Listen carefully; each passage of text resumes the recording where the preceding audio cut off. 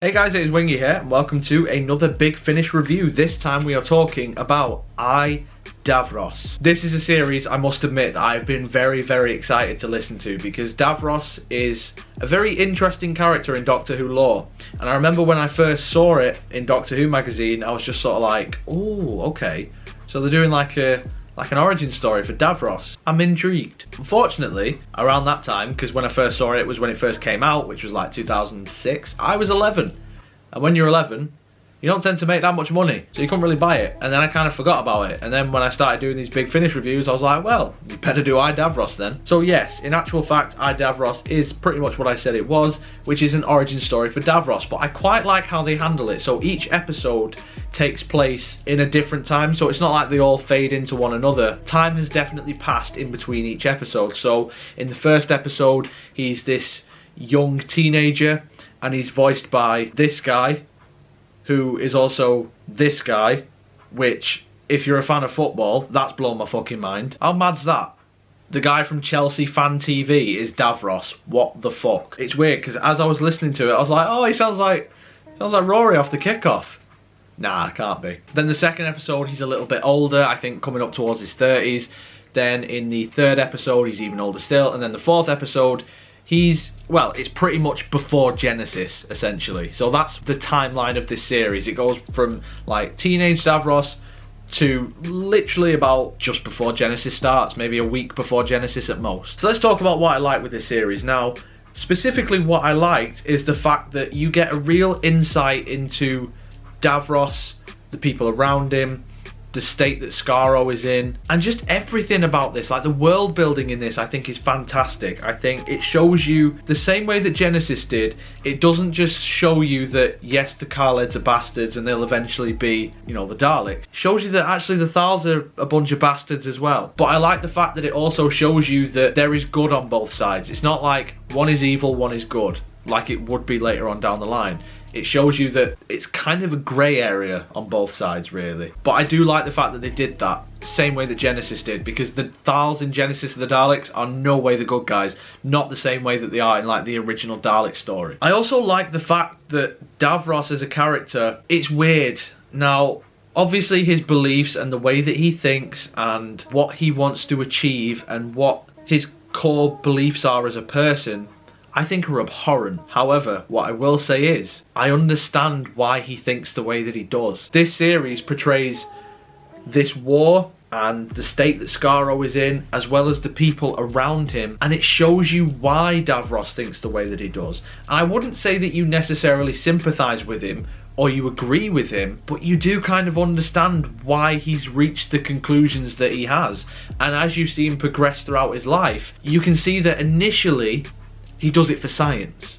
Like, we have to do this because scientifically speaking, this is where we're going to end up and we need to do this. But the thing is, it shows you how twisted and warped Davros as a character actually is, because it shows you how bold as a scientist and how far he is willing to go. Because there are certain decisions where even like throughout the series, there's certain characters like the Supremo, for example, who's a cunt. Let's not mix words here. Like, he's a cunt. Throughout the entire thing, he's a prick. He is to everybody. Anybody that isn't on his level, he just turns his nose up at. When that guy is starting to say, fuck me, Davros, you're going a bit far, that's how you fucking know Davros is doolally. I love the influence of Davros's family in this series as well. So there's more time with certain characters, but I like the fact that we get a sense of Davros's family life and a little sense of his childhood and his relationship with his father, his mother and his sister. Now, they're three very different characters, but I think what is quite interesting is none of them are the same. It's not like his dad thinks this way, also his mum does, also his sister does. I love the fact that his dad is very much a military man and is like, right, you need to fight this war. Never mind using your brain, you need to fight because that's what the enemy's going to do. His mother, she is just like, this is my precious Davros, and whatever Davros wants, whatever he wants to do with himself, that's what he's going to do. She's also a master manipulator as well. Calcula, she's called. Very good character.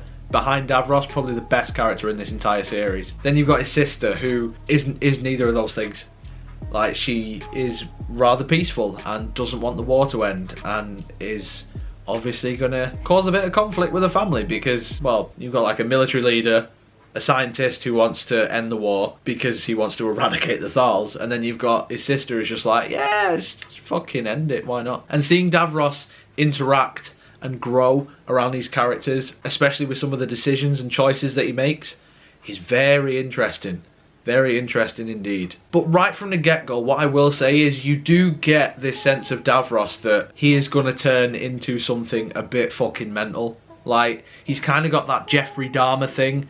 I think it was Jeffrey Dahmer, the famous murderer, who was interested in dead stuff. Davros has kind of got that similar sort of thing where it's like, okay, right, well, you're fucked then. Like, you're going to think a certain way anyway. But then again, like I said, logically speaking, the way that the world works, you kind of understand why he ends up the way that he does. His first sort of scientific mentor shows him experiments that will mutilate people and their reaction to radiation and stuff like that. And Davros is just fascinated by it to the point where if he could, he'd probably chuck his best mate in there. Terry Malloy is Davros throughout this entire thing, apart from part 1. And I think he does a fantastic job, because we've never really seen Davros not as Davros, really. We saw the young kid who was terrible in Magician's Apprentice, which is familiar, but as in like pre-accident Davros, that's quite a rarity in Doctor Who. And especially when you've got an actor like Terry Malloy, who we know as Davros, and we know is great as Davros, it's interesting to see him perform the same character but differently, and I think he does it really, really well. He carries the entire thing. Like in part 2, he's clearly like this budding scientist who is willing to do absolutely anything to make sure that he joins the Science Corps, to the point where he will just blindly accept anything because it's like, well, if it means I can get into the Science Corps, then yay. But then you see him want more than that, and this is where his mother sort of influences him. Throughout part 3 and then 4, that's when sort of the Davros that we kind of know comes into fruition, where he is obsessed with being the one who ends the war, and he kind of becomes obsessed with power. And it's quite interesting. It's quite interesting to see how someone goes from a bit warped and weird about science to using that and wanting power. Like, that's not a good thing, you know. Someone who wants to happily watch people get burnt from radiation, then use that in war, then give them power, like, that's, no, don't do that. I've got to admit, like, I was nervous going into this because I thought, you know, Davros is such this iconic character, Genesis is such an iconic story, like, is this going to ruin it? Is it going to worsen my memories of the character and the story? But if anything, it heightens it. Like, this was a really interesting listen and a very enjoyable listen, and it adds to Genesis. There's Easter eggs to various different Dalek stories within this as well, which I didn't expect. I thought it was very well handled. Certain cameos and guest appearances that I didn't expect, that were very welcome. I enjoyed them. But again, this is very much not Doctor Who. You can tell that this is not Doctor Who because tonally it does stuff that even the Big Finish wouldn't do.